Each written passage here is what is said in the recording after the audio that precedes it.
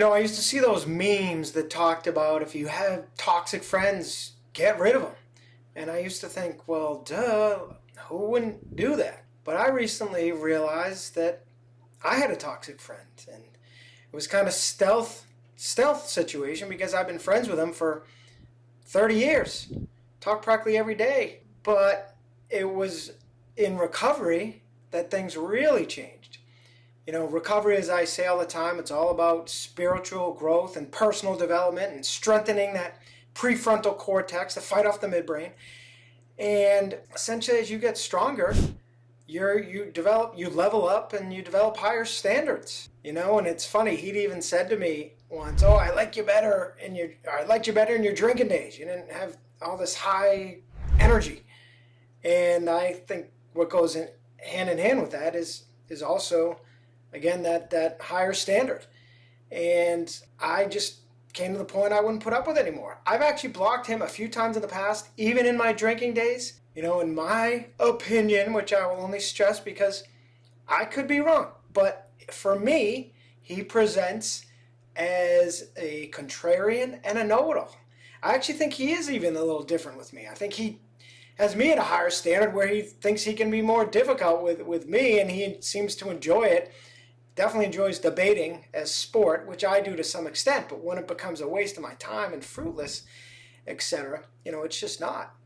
And there's a point recently where it really came to a head, and so wasn't going to put up with it. Something he just thought was his way was the only way to do it. It had something silly to do with a golf pool, and then he ends up calling me soft or sending me that meme of that Charmin toilet paper guy, which I take huge offense to, not just personally, but as a whole. Basically implying, calling a man a soft. Man soft is, to me, among the worst things you can do, or anybody soft for that matter. I understand the woke movement takes things too far, but there's certain things, even the snowflake, soft, those are just bully terms. For the record, his defense of it was because I said to him, just today we had a final text exchange. I stopped talking about 3-4 months ago, but just today we had kind of final text where he said, "Oh, are you ready to talk? You're still in your bubble." And I had said, "Do me a favor, don't ever use that term or soft again." He said he was just taking it to mean I could not handle dissenting opinions, which is a fair explanation. But as I said to him, I not only can handle them, although I've come a long way in that, but especially in recovery, and it's helped my recovery hearing them, I actually encourage them, particularly of my sober friends who are doing the work alongside me. But I said, somebody that objects and debates everything, I should find my wording. But I said, I'll never again take it from someone that challenges everything and thinks of themselves as an expert on everything. To me, that is an illness, i.e. disorder, that needs the same kind of work I put in. And I've mentioned it many times. He doesn't see it that way. That's fine. Just means at this point, no longer fit. Like to think I've outgrown him. Reminds me of that great Einstein quote, which is funny coming from Einstein, but people get married, the woman hopes, or the man hopes the woman will never change, and the woman hopes the man will change. And they both inevitably end up disappointed. He just wanted me to continue going on the status quo of debating stupid things for hours and then talking sports, which I've continued to lose interest in watching sports and television. I'm proud to say it's always been a dream as I've become a deeper thinker and trying to develop deeper interests. But there's anything wrong with interest in sports. Everyone needs that, mindless things to embrace when they're working hard all day and have to deal with families, but no longer fit for me. So it's overall just to say I took my own advice, that you took the advice of that meme. Call it off. I guess my own advice is you have to eliminate all your pesky triggers. I love to say the only one you can are your pesky kids. Even your pesky spouse. You should certainly try to do the work in the relationship first.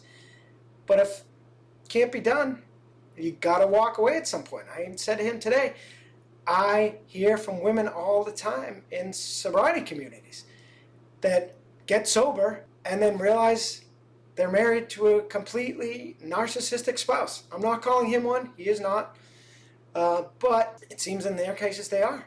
And I say to them, hey, ladies, if they won't do the work along with us, they're out. And again, got to give them a chance. But if they will not do the work, and I heard a great quote recently too, couples counseling is not enough. You have to do your own individually counseling and then use the couples counseling to talk about what you've learned and bridge those gaps and communicate everything. But, I talk to women all the time. The man won't do his own work, do his own counseling. Doesn't do any good, to just do the couples therapy. So, again, I'd even like it to a situation with him. But that's up to him. And if he has people in his life that are fine with that behavior, or again, maybe he doesn't do it with them, but definitely does it with me. And, also just being kind of judgmental to a level that it was always instilled in my brain, that I got myself judging everything I did and said. Certainly feedback is nice, but it can go too far. I mean, I just remember one example back when I lived in Boston, was in the Back Bay, very nice part of Boston that I worked very hard to be able to afford. Anytime I would mention the Back Bay in one of my Facebook posts, boom, he was right there to give me a hard time. And perhaps, I was just giving you a hard time. But no, he meant it. You're not allowed to say you live in the Back Bay, just like he'd think you're not allowed to say you went to Harvard. And that's a true thing. People are embarrassed to even admit it. I've dated people that's been the case with.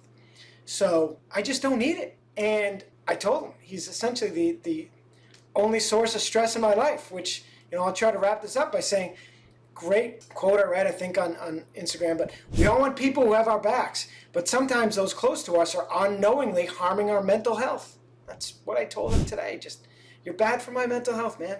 Love you. And I do. I love the guy. We had a lot of great times, especially in the drinking days, golfing days, what have you. This quote went on to say, toxic friendships can drain your energy big time. He would, without realizing, I'm sure. As he's driving along, he'd call me when he was, passing time driving. I'd be at home trying to do chores, but it was exhausting. So toxic friendships can drain your energy, trigger self-doubt, and leave you questioning your worth. I mean, even just around the energy. Once I was out of energy after a long date, and I told him how I had gotten her an Uber, take her to my place. I had spent 20 minutes debating the merits of that with him because he didn't think it was appropriate to make her take an Uber, even though I paid for it. Basically sending someone a car. I mean, I was exhausted. I'll never forget it. It was a Sunday morning. I was driving me and my family. I was like, dude, I don't need this. I could be enjoying music on a Sunday morning. You're exhausting me. So, back to that quote, your emotional well-being matters more than keeping toxic people around.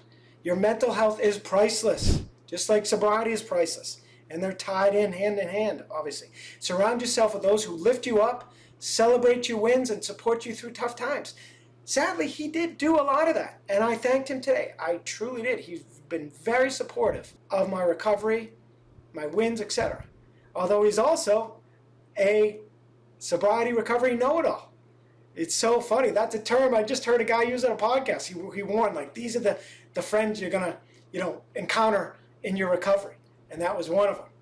And I'm sorry, without being an actual alcoholic, I don't care how many friends and family you got, without being one and or a neuroscience, but you really need a neuroscientist, you really need to be both to be the ultimate expert. But without being either, sorry, you're not an expert. So, and I appreciate dissenting opinions. One being, got to get out of the house. It's part of recovery, but you got to be ready to get out of the house beyond getting out, just sitting in your yard for fresh air. Topic for another day. But that is something he always harped on, was always in the back of my mind, but was definitely encouraging it too soon. Early sobriety is different for everyone, but it can be 1 to 2 years. So you got to go outside your comfort zone, but you have to stay inside your strength zone.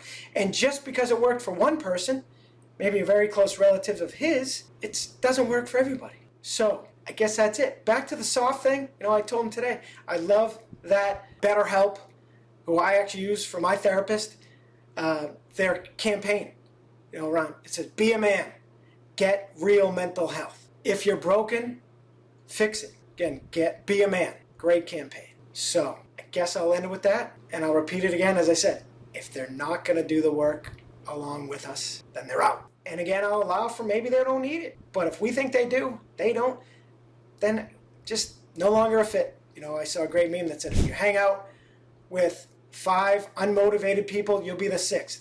If you hang out with 5 successful people, you'll be the 6th. And if you hang out with 5 positive people, you'll be the 6th. So surround yourself with positivity. All right, and do the work. Always. And remember, stronger, sober. All right, please like, share, subscribe. Thanks.